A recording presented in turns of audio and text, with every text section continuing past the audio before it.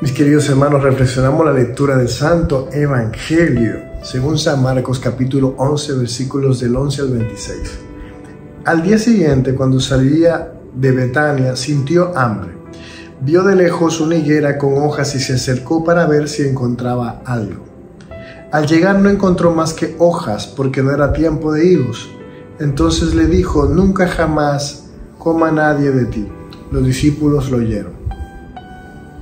Llegaron a Jerusalén, entró en el templo y se puso a echar a los que traficaban allí, volcando las mesas de los cambistas y los puestos de los que vendían palomas. Y no consentía a nadie transportar objetos por el templo.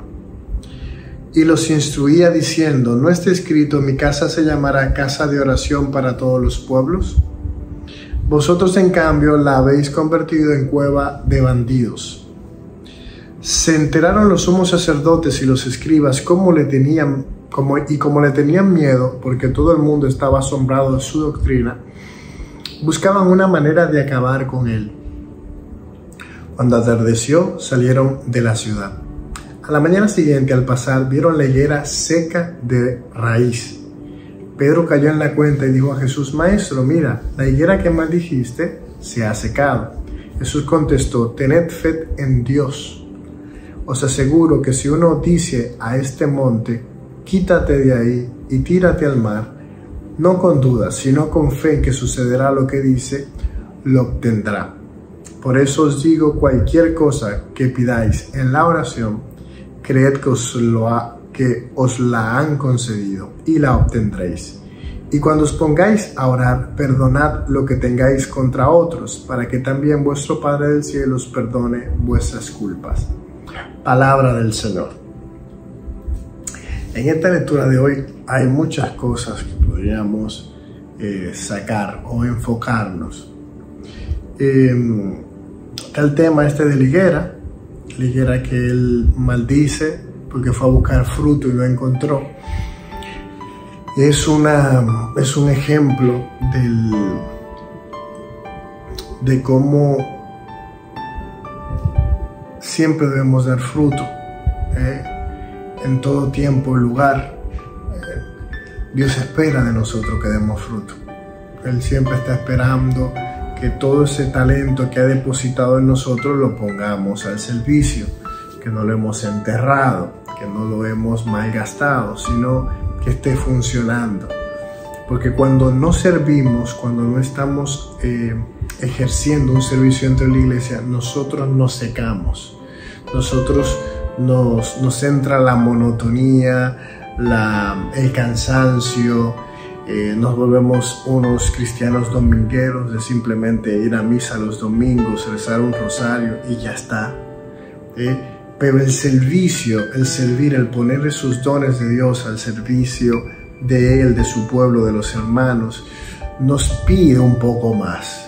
Nos hace trabajar un poco más, nos hace salir de la comodidad y buscar pues las almas y las ovejas de redil de Cristo. Y eso nos mantiene activos en el reino de Dios. Eso por un lado. Lo siguiente es lo que pasa en el templo.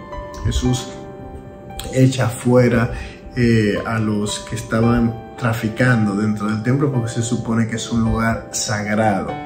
El templo, pues es lo mismo que a veces pasa en nuestros templos. En nuestro templo tenemos que cuidarlo, tratar de que todo lo que se haga dentro del templo pues sea sagrado, evitar algún tipo de cosa que no sea esa, por ejemplo, comer dentro del templo, etc. O sea, las iglesias son consagradas para el santo sacrificio, para el culto divino, entonces no debe ser utilizada por otra cosa que no sea eso, el culto divino a Dios.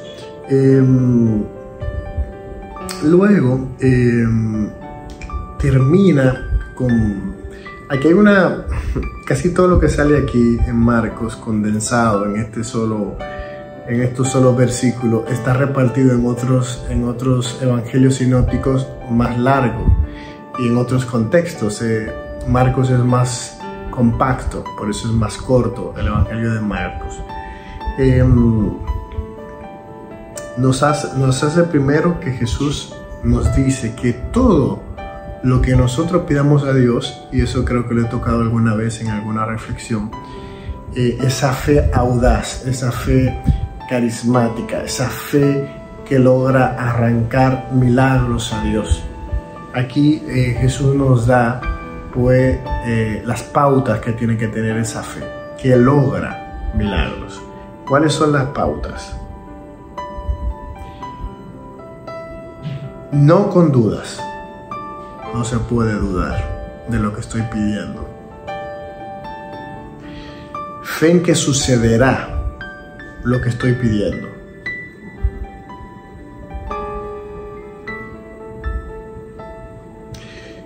Que la cosa que yo estoy pidiendo en la oración, creer que ya se me ha concedido.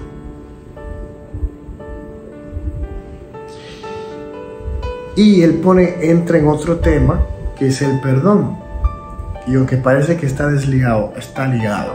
Porque Dios no acepta la ofrenda si tú estás enemistado de tu hermano. Dios condiciona el perdón propio de Él a que tú perdones. Por eso en el Padre Nuestro dice: perdona nuestras ofensas como nosotros perdonamos a los que nos ofenden. Es decir, así como yo perdono a mi hermano, perdóname a mí. Entonces, si yo no tengo eso, o sea, si yo tengo rencor, si yo tengo odio, si yo tengo deseos de venganza con mi hermano, aunque yo tenga lo otro, no se da. Tiene que tener todas esas condiciones que he hablado para que se dé ese milagro. Se dé.